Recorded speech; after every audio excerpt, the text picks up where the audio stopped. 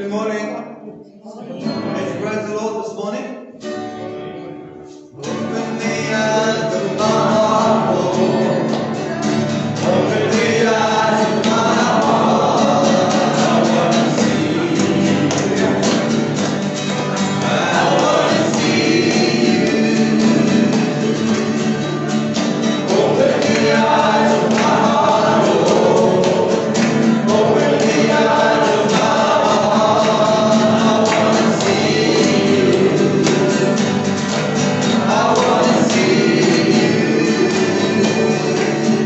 Till I am lifted up, shining in the light of your glory.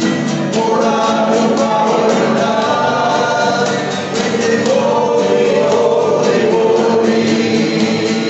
Holy, holy, holy. I want to see you.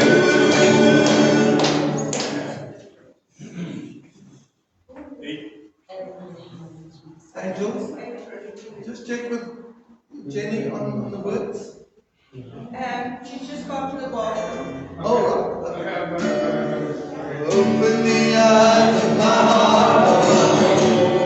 Open the eyes of my heart. I want to see you. Oh, I want to see you. Open the eyes of my heart, Lord. Open the eyes of my heart. I want to see you. I want to see you. Till I am lifted up, shining in the light of glory. Pour out the power and love, and sing holy, holy, holy. Holy, holy, holy. I want to see you. Open the eyes of my heart, Lord. Open the eyes of my heart. I want to see you. I want to see you. Open the eyes of my heart, Lord. Open the eyes of my heart. I want to see you. I want to see you. Till I am lifted up, shining in the light of glory. Pour out the power and love, and make it holy, holy, holy. I want to see. I want to see. One more time now. Open the eyes of my heart, Lord. Open the eyes of my heart. I want to see you. I want to see you. Open the eyes of my heart, Lord. Open the eyes of my heart. I want to see you. I want to see you. Till I am lifted up, shining in the light of glory. Pour out the power and love, living holy, holy, holy. Holy, holy, holy. I want to see you. Till I am lifted up, shining in the light of glory. Pour out your power and love, living holy, holy, holy. Holy, holy, holy. I want to see you.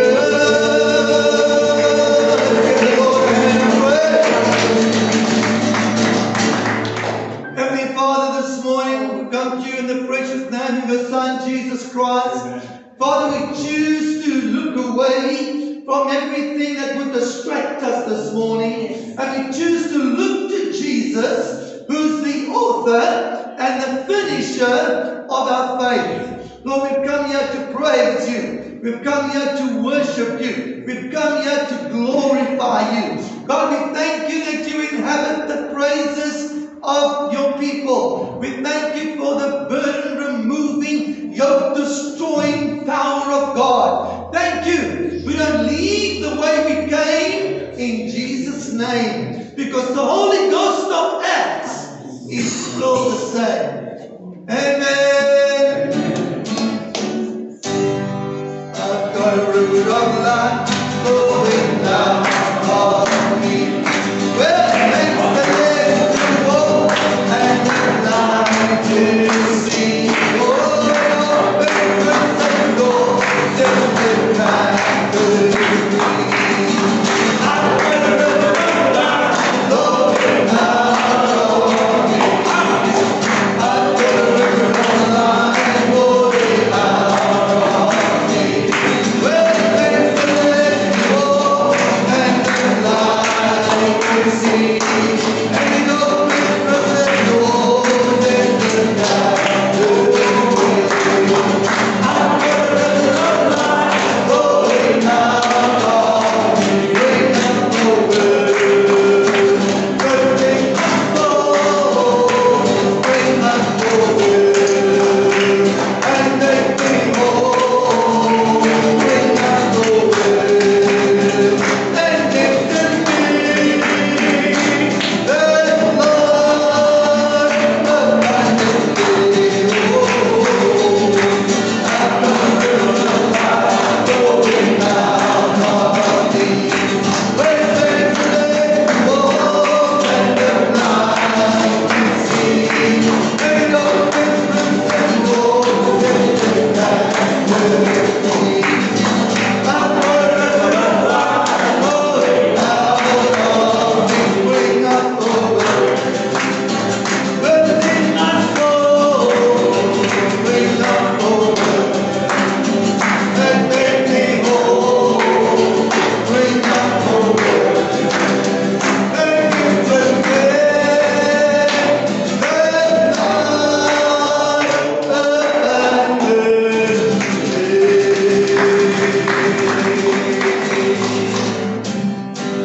James, down the mountain we love to go.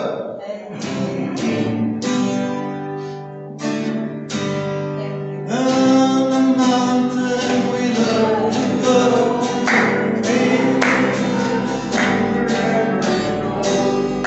Through the valleys and over the hills, the river is rushing, the river is here. River of God, let the winds and dancing. River of God, fill the hearts of cheer. River of God, fill the hearts of laughter, and here we go. The river is here. Not the kind of song that you can sit and sing, so feel free to stand and go with the flow. From the beginning. Down the mountain, the river flows, and brings the refreshing wherever it goes. And through the valleys and over the hills, the river is rushing, the river is here. River of God, and the winds are dancing. River of God, fill the hearts of cheer. River of God, fill the hearts of laughter,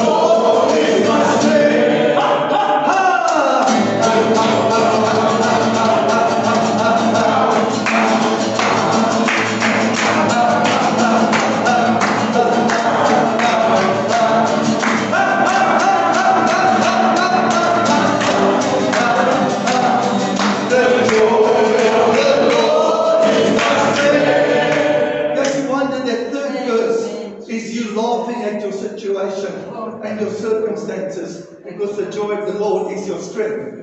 Be a little loose. The joy of the Lord is my strength. The joy of the Lord is my strength. The joy of the Lord is my strength. The joy of the Lord is my strength.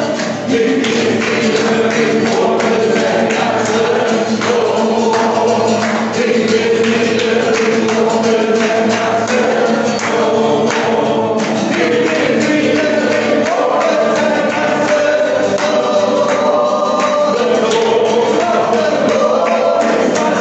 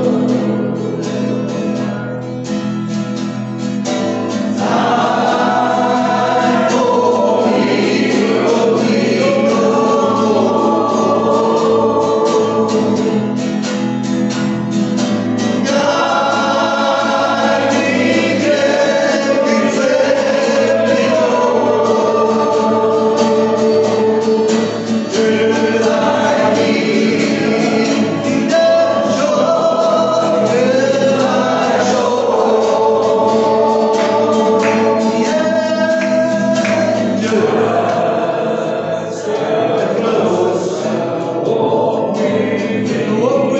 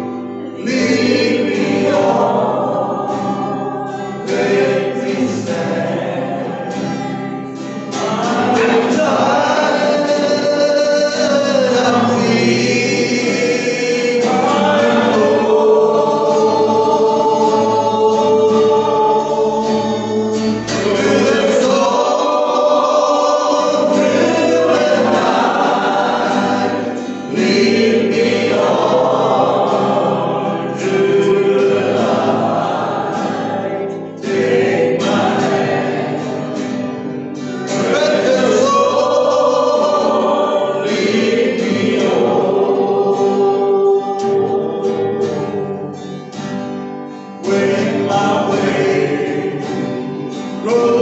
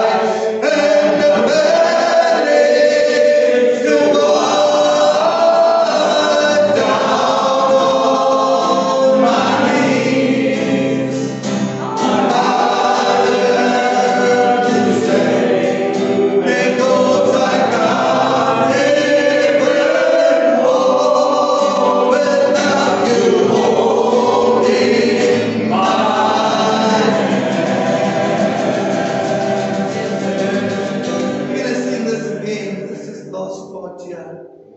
You know, it's an awesome song. But it's not just a song. It's a cry from the deepest recesses of our hearts.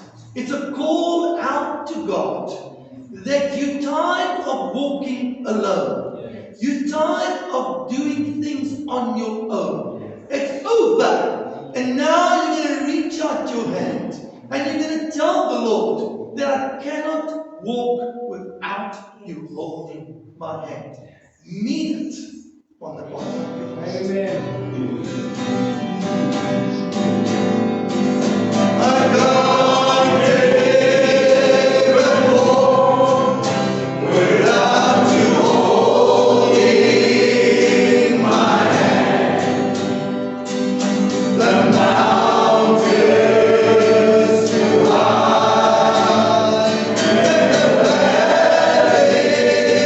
too wide, down on my knees, I learn to stand because I can't ever walk. I can't ever walk. I can't ever walk without you holding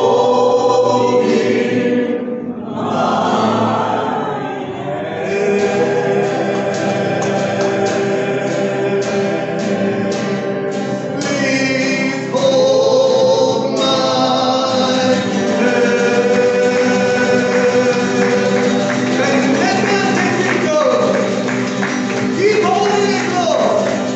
And never let it go until I finish the race of life that you called me to run. Thank you, Jesus. Thank you. Amen. You may be seated.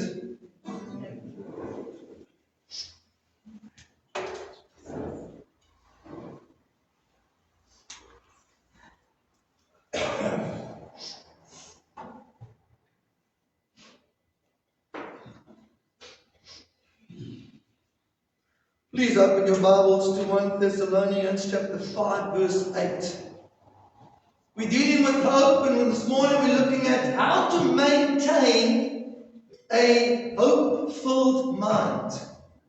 How to maintain a hope-filled mind. 1 Thessalonians chapter 5 verse 8. Let us, who are of the day, be sober, putting on the breastplate of faith and love, and for a helmet, the hope of salvation. Here are two parts of the armor of God that are being dealt with, and it's the helmet and it's the breastplate. Now right there, please understand something. The reason why you need to have armor on is because otherwise you're going to be attacked. Okay? The enemy is looking for the Christian without armor.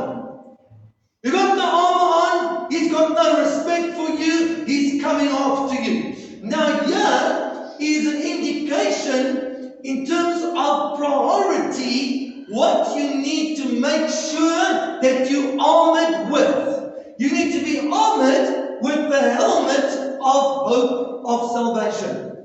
Then you need to be armored with the breastplate of faith and love. Why? Because your hope is going to be attacked, because your love is going to be attacked, and your faith is going to be attacked. Come on. I've been walking with God for many years, and I've been attacked in all three of these areas. Now remember, the armor is the word of God. The more knowledge, watch now, the more knowledge you have of the hope of salvation, the stronger your helmet is. The more knowledge you've got of faith, the stronger your breastplate is. And the more knowledge that you have of love, the stronger your breastplate will be. So it's about knowledge. The enemy will attack you in the area of ignorance, where you don't know what the Bible says about the hope of salvation, that don't know about faith, and you don't know about love. Now, look what he does. Watch what he does. He fires fiery darts. Did you know that? Go to Ephesians.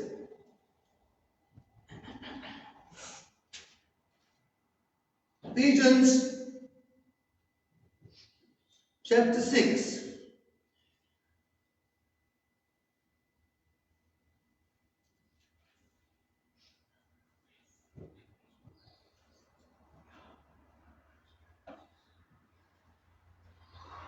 Look at verse 16. Ephesians chapter 6, verse 16. Above all, taking the shield of faith. Notice here that the breastplate in the previous verse was called faith, but here you also have a shield of faith. And it makes sense because when you study the full armor of God, and you got the helmet of salvation, and you got the breastplate of righteousness, and you've got the belt of truth, and you've got the shoes of peace, and you've got the shield of faith, and you've got the sword of the Spirit. This is all to do with the knowledge of the Word of God in all these different areas. So sometimes the shield will be called the shield of faith. Other times the breastplate will be called the breastplate of faith. But look what it says here. Taking the shield of faith, wherewith you shall be able to quench all the fiery darts of the wicked one. Is there anybody here that's never experienced a fiery dart from the wicked one? Not one of us. We all. The question is, when the fiery dart was fired, where did it land? Where did it land? You see, if you go to 2 Corinthians chapter 10, these fiery darts are thoughts. Remember, we are in Christ. We're born again. Demons cannot possess us because we're already possessed by the Holy Spirit. Amen? All right. But we are not exempt from fiery darts. 2 Corinthians chapter 10, verse 5. 2 Corinthians chapter 10, verse 5. Amen. Yes, Lord. What it says here. Casting down imaginations, every high thing that exalts itself against the knowledge of God, and bringing into captivity every thought to the obedience of Christ. Now the fiery dart is a thought. The fiery dart that the enemy fires is a thought. Okay? So, think about it. We think thoughts. Yeah. I think thoughts. No problem. Do you know that the Holy Spirit also gives you thoughts? He gives you thoughts. Have you ever had a thought and think, my word, I never thought of that? Well, of course you didn't think of it. The Holy Spirit planted the thought. God wanted you to have that thought in your mind. But then, just as you think thoughts, and just as the Holy Spirit can give you thoughts, so Satan and demons can fire thoughts into your mind. And the truth is, there are 3 sources of thinking that we are dealing with in our minds all the time. Think about this. The mind is the battlefield. Understand it? The mind is the battlefield. Okay? So on the battlefield of the mind, you find three sources of thinking. The first thought we mentioned is our own thoughts. The second thought is the thought from God by the Holy Spirit. The third thought is the enemy's thought. Satan and demons will fire thoughts at you. Now here's a sobering question, church. Can you and I even tell the difference? I'll ask you another question. Are you awake on the battlefield or are you sleeping? Come on, look what it says. Take into captivity every thought to the obedience of Christ. Which means that if you are going to capture a thought, you better first be able to identify the thought before you capture it. You don't have to capture the thought from God. That's not the problem. And if your thought is a good thought, lined up with scripture, no problem. But you better capture the thought of the enemy. Because that thought, notice, is a fiery dart. You know why? It wants to set your mind on fire. So it can begin to consume all the other thoughts until eventually all you're dealing with is the thoughts of the enemy. So you better get to a stage in your life of practicing mind maintenance. And mind maintenance has to do with identifying the source of the thought and then dealing with it. Alright, now I'm going to look at an example. In the Bible, go to Genesis chapter 3.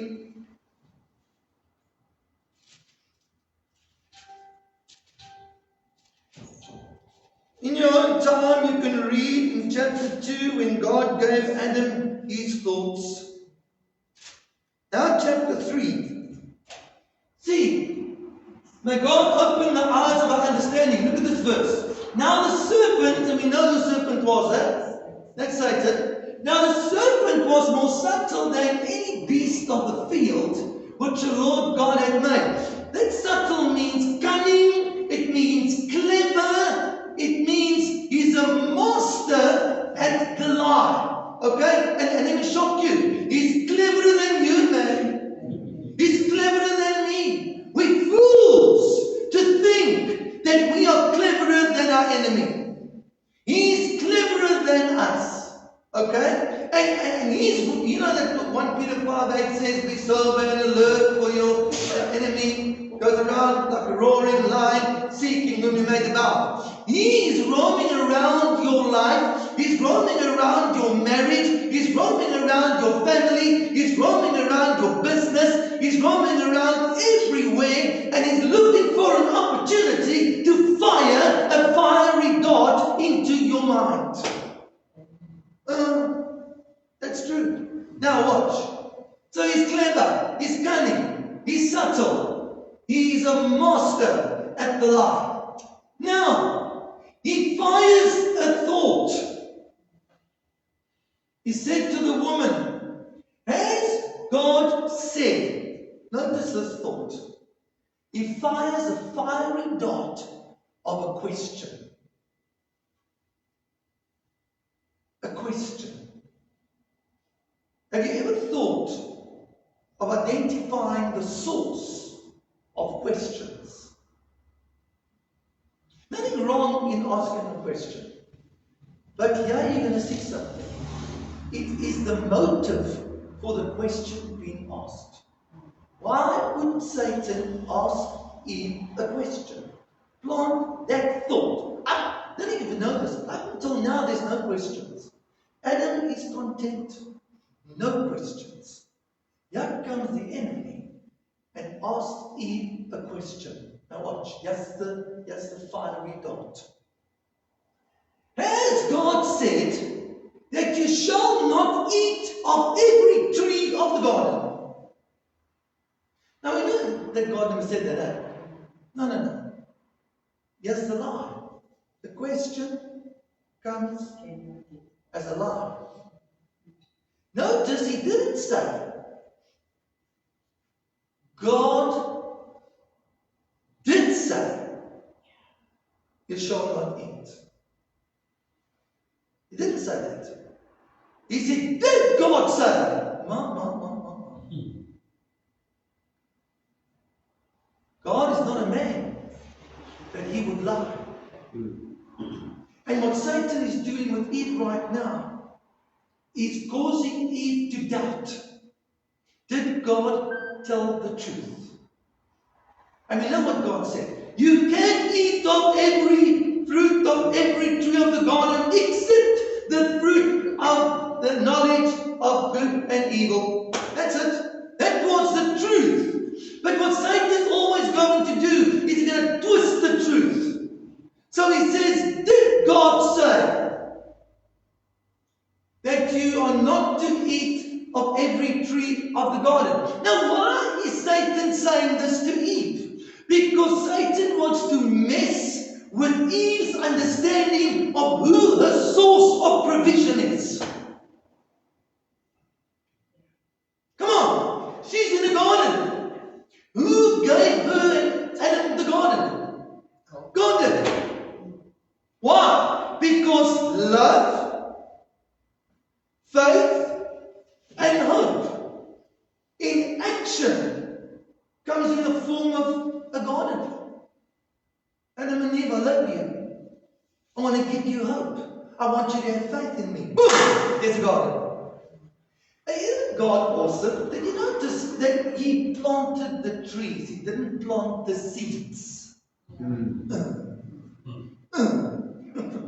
planted the trees. So they wake up and next minute they see the trees. The trees are fully grown and the trees are full of fruit. And he says, now go and eat. Ma. That's the God that we serve. He opens the windows of heaven and he pours out an abundance of blessing. Gives them a full garden. And Satan's watching. And Satan hates God. And Satan hates Adam. And Satan hates Eve. And Satan hates the fact that Adam and Eve put their love and their hope and their trust and their faith in God. He hates it. And he wants to mess with it. And church, nothing has changed. That's what's happening today. He's messing with your love. He's messing with your faith. And he's messing with your hope. And I will tell you the truth now. That's why we as a church offer discipleship. If your mind is not renewed concerning the love of God, if it's not renewed concerning hope as the anchor of your soul, if it's not renewed concerning faith, then come and let's sit once a week around the Word of God and we search the Scriptures and get your mind renewed. Amen. Don't think it gets renewed by just listening to a sermon. No. You know what this is, eh? It's like going to the doctor and you're sitting in the waiting room. That's all. You're in the waiting room and you're looking at what's available, but it doesn't mean that you're going to get the surgery that you need. You need to make an appointment with the doctor and you need to go into his surgery and get on the table around the Word of God and let the Holy Spirit do heart surgery on your heart. Yeah. Because you can come to a doctor and you can sit in the waiting room, you can be as sick as a dog, and you will leave sick. You will never get healed. And that's why some people sit in the church on a Sunday and they hear a sermon and they go away and they don't change. Come on. Romans 12:2 says, be transformed by what? By the renewing of your mind. So it's not just being saved. You need more than salvation. You need to get your mind renewed. Now, not all of you that have been discipled, but there's some of you that are still not being discipled after many years in the church, and I hope that you repent and adjust your life and get discipled. Okay, now watch. Watch very carefully now. In 2 Corinthians chapter 10, verse 5. What's the first thing?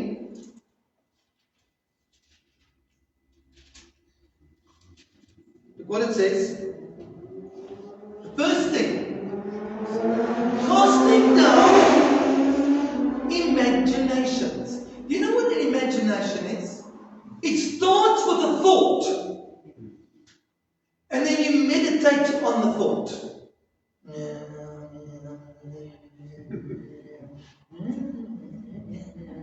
And as you meditate on the thought, you feed the thought. And the thought can come as a seed, but I promise you that seed can grow. And next minute, it's an image. See, imagination. Separation from image. And it's an image. Isn't it interesting that God forbids images? Yeah. He forbids images. Now look at verse 4. And look what happens to the image. For the weapons of our warfare are not carnal, but mighty through God, to the pulling down of strongholds. What are these strongholds? Very important to understand this. These strongholds are not demons. Okay? Notice what they are. Verse 5. First mention, imagination. Now, why is imagination called a stronghold? See, it starts with a thought, and then you feed it. Okay? Now it becomes a mental image. And as you continue to develop this image, it's eventually going to become it's going to become a stronghold. Now the stronghold is when the thought begins to control your life. I'll give you an example. Have you ever done something without thinking? Never. Have you never done something without thinking? I've done it a million times. Yes. We've done something and then afterwards we regret what we did, we regret what we said, we regret how we behaved, but we didn't think first before we acted. Let me tell you why. Because we've allowed a stronghold to get hold of our minds. That's why. One of the most common strongholds is a stronghold of fear. Here's the manifestation of a stronghold called fear. There's nothing to be afraid of, and you're afraid. There's nothing to be afraid of, yet you're afraid. Why is that? Because of the stronghold of fear. Now, how did that fear become a stronghold? It started with a thought, and you fed the thought. You meditated on the thought, and the thought began to grow into an image. And now you have this image. If I get out of bed in the morning, I'm going to get attacked. You get that? Now, your mind, is a stronghold, and it's beginning to consume you, and without even thinking, you start to exercise behavior. Come on. Someone is afraid of the dark. They sleep with the light on. Notice that, huh? Why? There's a stronghold. There's no need to sleep with the light on. But that's got a hold of you. There's a fear of drowning. So what do? You don't run your water. Don't run your water. It's powerful. Strongholds will affect your life. There's someone who won't go and find employment because they're afraid that they won't be able to do the job. That's a stronghold. That's fear. Now, thank God, in verse 4, there's hope.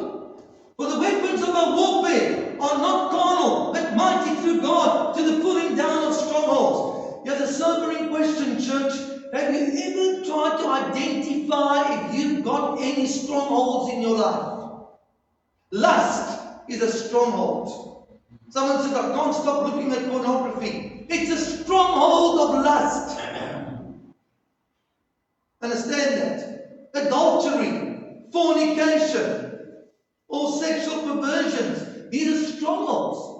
Before you do the act, you first feed the thought. And you become a product of your thinking. That's why you need a checkup from the neck up.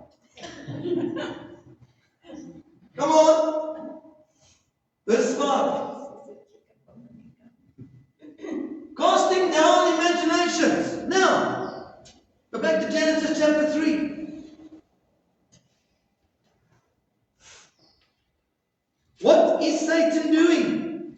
Satan is busy sending a message to Eve, hoping that she's going to entertain it, that God is not her source. Therefore, he doesn't love her. Therefore, she can't have hope in him, and she can't have faith in him. Because he said, did God say, you shall not eat of every tree of the garden? Can you imagine Eve imagining, my word, if I can eat of any of the fruit of the trees of the garden, I'm going to starve. And if I'm starving, I'm going to die. That's what happens if you imagine that lie. See that? And that's what Satan wanted her to question and build the image in her mind. Now watch this. Verse 2. Who taught Eve to speak back to a serpent?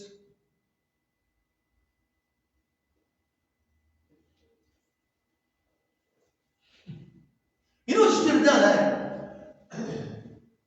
She should have fixed her husband. Why? Because God designed an order. God first, then the husband, then the wife. Yeah, she submits to the serpent. And the woman said to the serpent,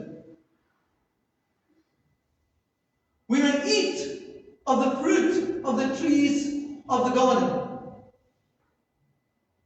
Verse 3.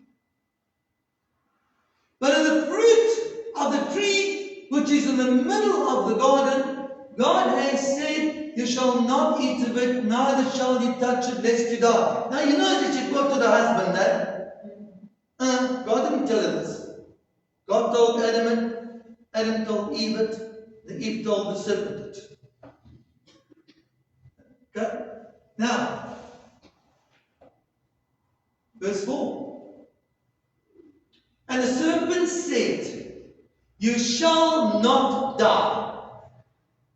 Another lie. Verse 5. I mean, look, now there's a bit of a conversation. For God knows that in the day that you eat thereof, then your eyes shall be opened, and you shall be as gods, knowing good and evil. Do you know that Satan told the truth here? Yes. That's why at the end of chapter 3, they were not allowed to stay in the garden, and God put angels in charge of the tree of life, the tree of knowledge, to make sure that no one would touch it, because if they did, they would be in eternity in a state of sin. They had to get out the garden. So there, Satan told the truth. And remember how Satan quoted scripture to Jesus. Listen to me. The thought, the fiery dart, can come in the form of a Bible verse. That's exactly what Satan said to Jesus. He quoted Psalm 91. And here we need discernment. If I'm getting a scripture, a thought fired at me, and it's a verse, it doesn't mean it's from the Lord. I need to discern. I need to check the source. That's what 1 John chapter 4 says. Test the spirits. Test the spirits. Because Satan knows scripture. And God forbid that Satan knows more scripture than us.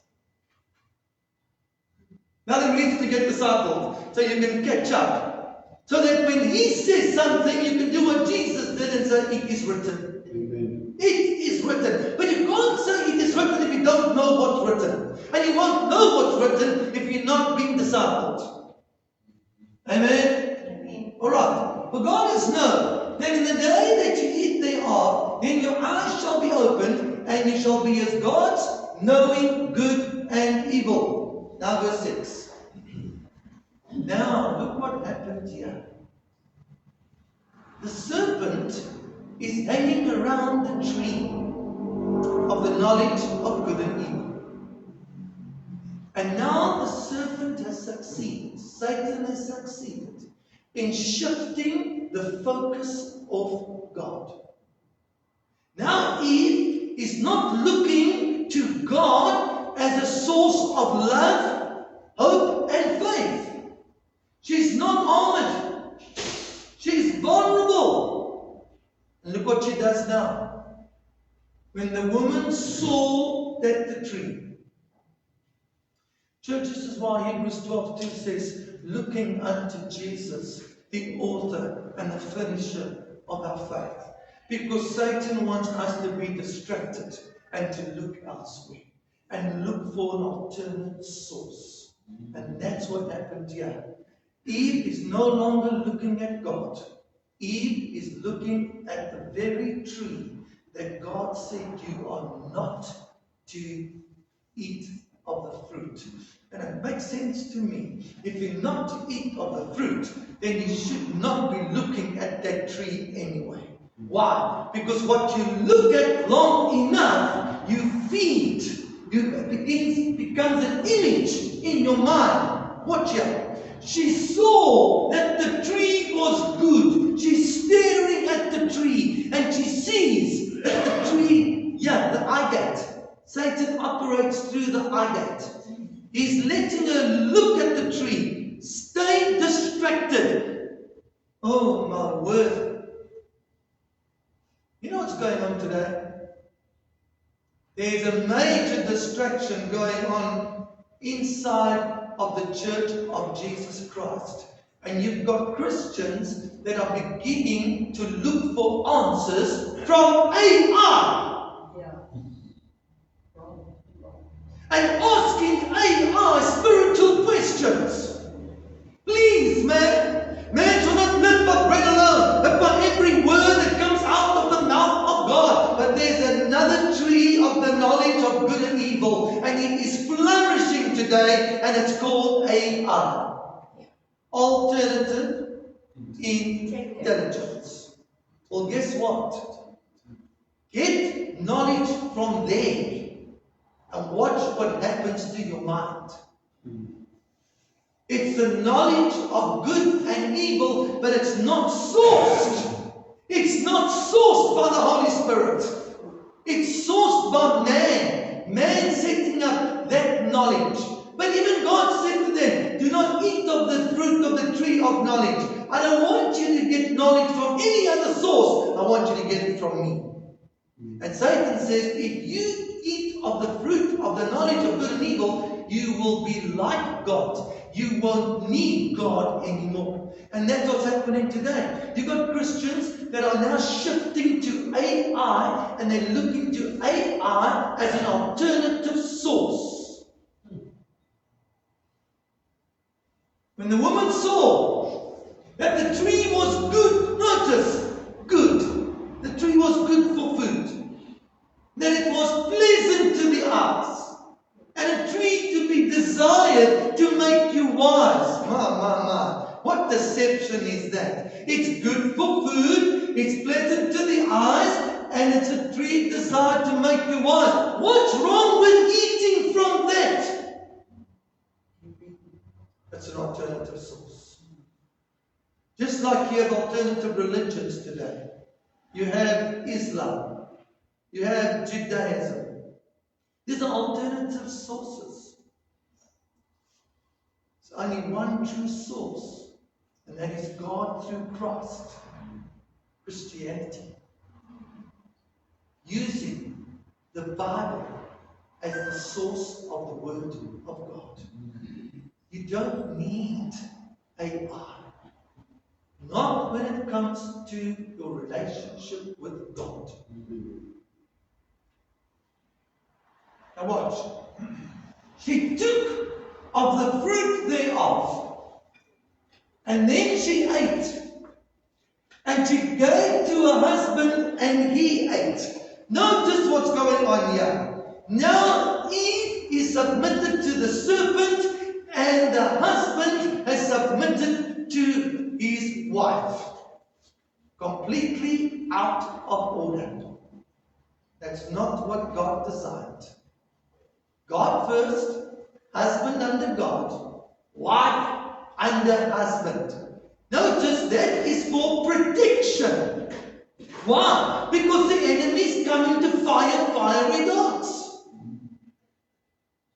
These areas of our lives are going to be continuously attacked. Now, if you don't know the Word of God, then it doesn't matter whether you're out of order or not. But this is why marriages are falling apart. This is why families are falling apart. This is why men and women, some of them end up losing hope. They don't believe they're loved. They have no faith. They end up committing suicide. That's the root reason. Because the fiery darts came into their minds. And images became strongholds. And those strongholds began to control them. And so back to 2 Corinthians chapter 10, verse 5.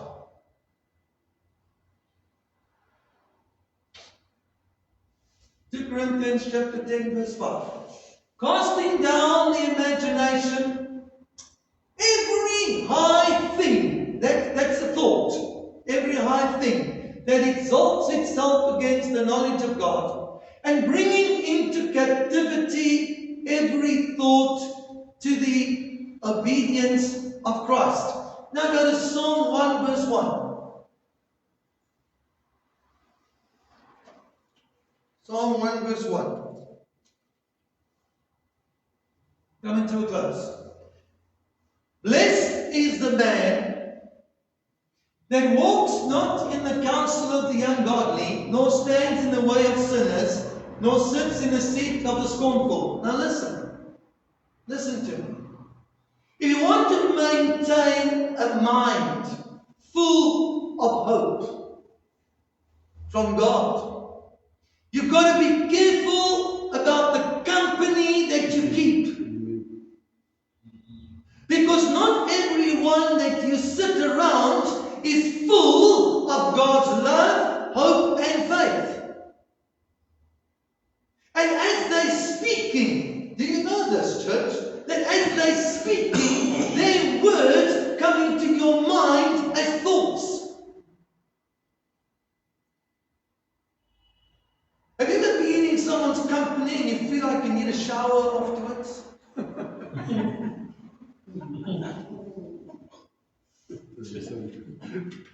Their language was filthy. Their jokes were filthy. Their attitude is negative. There's no hope. The way they speak. Now, you've got to go and cleanse yourself from that company. That's what this is saying. Blessed is the man who walks not in the counsel of the ungodly, but stands in the way of sinners, nor sits in the seat of the scornful, because you do not want to have your mind infiltrated with that junk. Amen. Verse 2. But his delight, Hallelujah. his delight, his love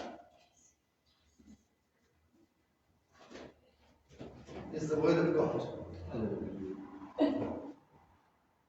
Listen, you've got to get to this stage in your life that before you just spend time with anybody's company, just spend time with the Word. Just be comfortable with the Word of God. Look what it says. His delight is in the law of the Lord, and in His law does he meditate day and night. Wow! You know what the word meditate means? It doesn't mean Empty my mind. You better know if you're going to empty your mind, something else is going to fill it. You do not meditate to empty your mind. You meditate when you open the Bible and you read a verse and you fill your mind with this verse. And you say, Lord, I've come to you like a blind man in a dark house looking for a black cat. I need you to open the eyes of my understanding. I need you to make this word come alive. I need you to write it on my heart with the fire of your spirit. Amen. That's what that means. You love the Word of God and you read it, you study it, and you meditate on it. Why? Because as you're doing that, can you see something? You're getting dressed. You're getting dressed.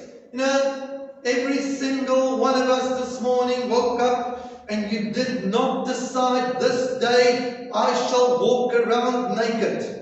Every single one of you went to your cupboard and you found something appropriate because of the weather. But here's a question. As you come with your jacket on and your pants and your jersey and you're looking so nice, how are you dressed in the Spirit? Are you wearing the armor of God? Is the helmet of salvation on your head? Is the breastplate of righteousness on your chest? Is the belt of truth around your waist? The shield of peace on you? Have you got the shield of faith in your hand and the sword of your spirit in the other hand? Otherwise, you are not ready for this battle. I've learned something.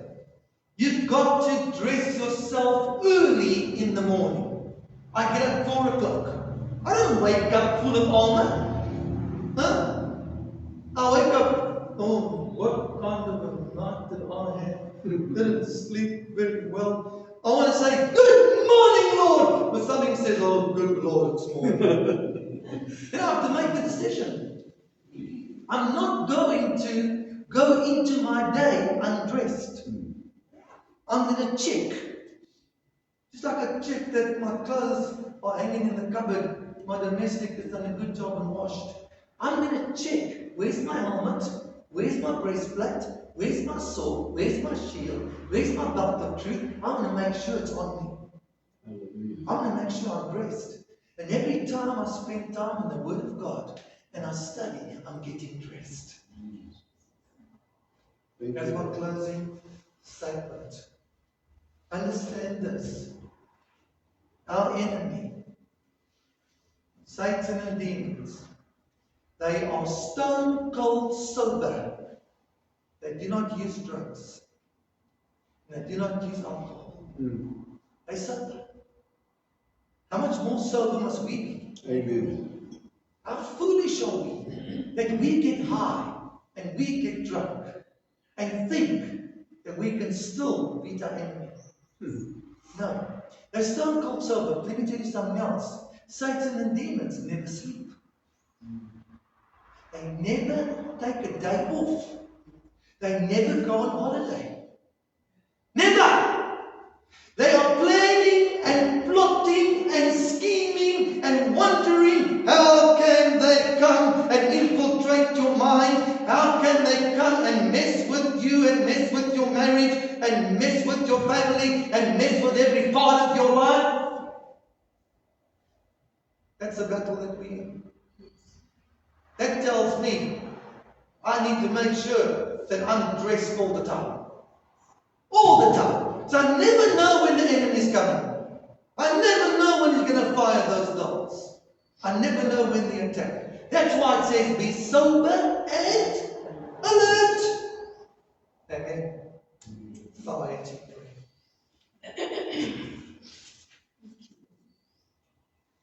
Examine your heart before the Lord.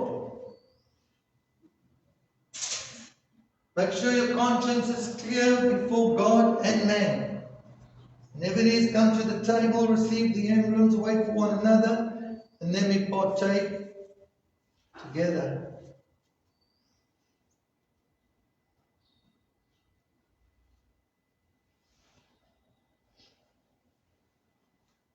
Come as we worship.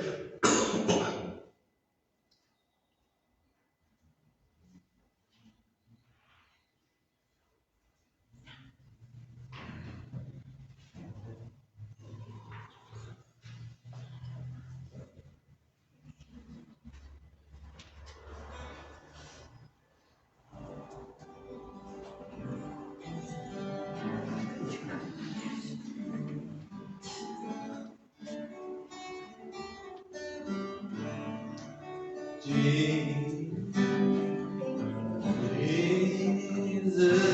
I need to know true love, deeper than the love found on earth. Take me to the King's chamber.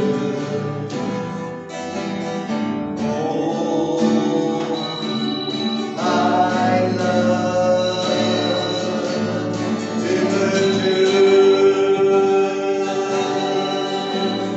Jesus, I need to know true love.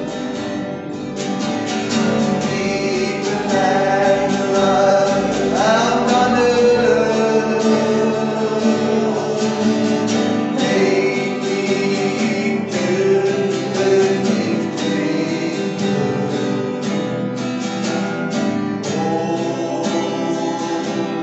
I love to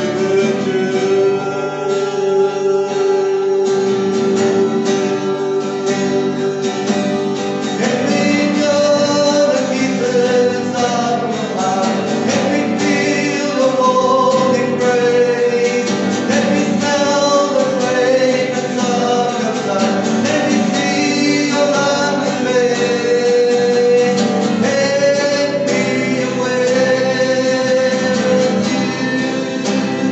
Even so long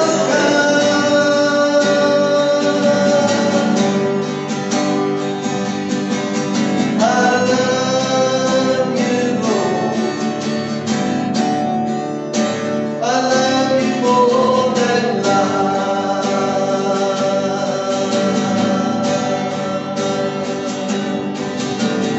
Jesus, I need to know true love. Deeper than the love out on earth. Take me to the King's chamber. Oh, I love to pursue.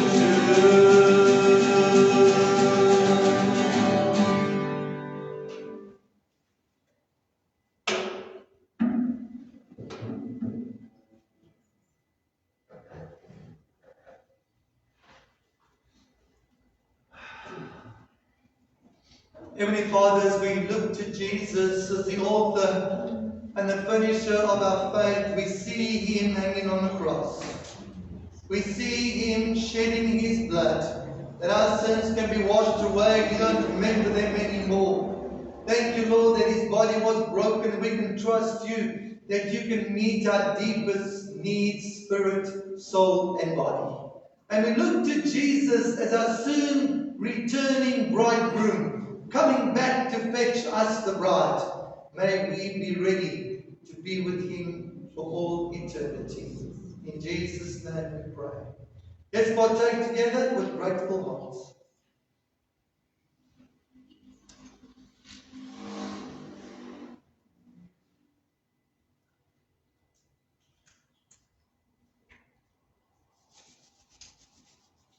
Amen. Any birthdays? It was Ennis Schwartz. Who? Ennis Schwartz. Was it Ennis's birthday? We sang last Sunday. We sang for Alice last Sunday. But wasn't it his birthday? On the 12th. Yes. Yes. And we sang for her. Any other birthdays?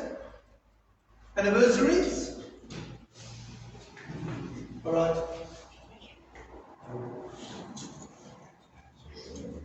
Who are we praying for this morning? Praying for Hetty. And Michelle Buckle. Pray for Hetty. How's mom doing, Eric? Pray for Nala. Okay. Pray for Michelle. All right. Pray for JP. Just raise your hand, JP, we can see who you are. JP is trusting God for employment, and he went for an interview, and we pray for favor. Yes. Amen. Awesome. And a nice dad, Richard, no? Philip. A nice dad, Philip, is still looking for employment. Pray for Philip, that God will open doors for him. How's Richard doing? She's still battling along. Still battling. Okay. Adrian? If we can also pray for the America, Israel, Iran. Yeah. It's getting worse. We need to pray for them to help Yeah. them achieve peace. And let's Continue keep praying for the peace of Jerusalem and the Middle East, and for our municipality. and for the municipality. Amen. Alright? No, you doing good? Okay.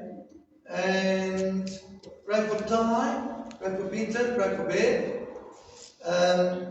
You doing good, Connie? Awesome. Mark, how's mom doing? Doing good? Dad's doing good. Alright. Kenny, doing good? Alright. Continue praying for my wife, Alice. Trusting God for her. Auntie Stella, Yeah. Continue praying for Aunt Stella. She's been sent home and being made as comfortable as possible. Also praying for Zelda. Zelda is now at home. Pray for full recovery. Continue praying for Rina. And pray for Rita. And pray for Sonia. Sonia is still planning on relocating to Cape Town to go and get her lungs, the transplant of her lungs. Pray for that. what's the hold up there? Is it accommodation or is it money or what is the problem? I'll talk to you after the service that. Okay. Sponsor for me. Our body is in a lot of pain. And pray for Jeanette. Her body is in a lot of pain. Okay.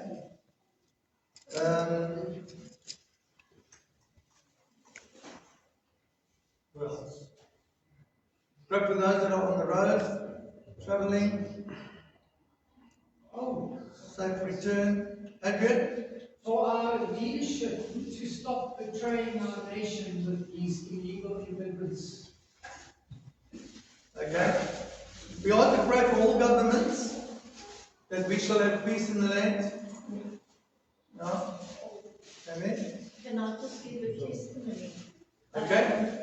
On Thursday, I didn't come to fellowship. My son's girlfriend asked me to take her to the dentist. Yes. She can't drive because she suffers from anxiety and she's very bad at the moment and she couldn't drive. Yeah. So every morning at 6:30, I take my husband down, he gets a lift to work. Yeah. I've got to help him down the stairs, one flight. Anyway, so I said to my son, we'll bring her early, because as soon as Richard's gone, I can take her. We go to the dentist at the Livingston. It's very good. I'm telling you, it's excellent there. So I went, she's been before, so I took her, and she was quite bad with her anxiety. I didn't realize she's so bad. I mean, she had one pink, it sounds funny, but a pink, I didn't notice she had two wrong tackies on. But anyway, she went to the dentist, and yeah, she went to the dentist and she was crying, and he said to her, stop crying, you're going to frighten the kids outside, and she was uncontrollable. Yep. Anyway, the nursing sister came, the dental nurse came out, and she said, no, she says, I'm whipping you people off to the psychiatric clinic now. Yeah. When I woke up that morning, I never knew I was going to land up in a psychiatric clinic. Sure. Anyway, off we go. And I said, well, thank you, Lord, you know, you know, two birds with one stone here. Anyway, she gets C2. She's about at least 45 minutes in speaking to the psychologist or the psychiatrist. And I'm busy chatting, and all the people are chatting, but I want to tell you, it breaks your heart to see how many people have lost their minds You know, it's true. Satan is attacking the young people's minds. True. They are absolutely, I mean, a young girl came and she was chatting and she was sweet. And she said, those tablets only stabilize you. They don't cure you. She said, if any drama or anything happens, she loses her mind. And this is what's happening to my granddaughter. The youth is being attacked. And they need to come to Christ so they can be renewed and be healed.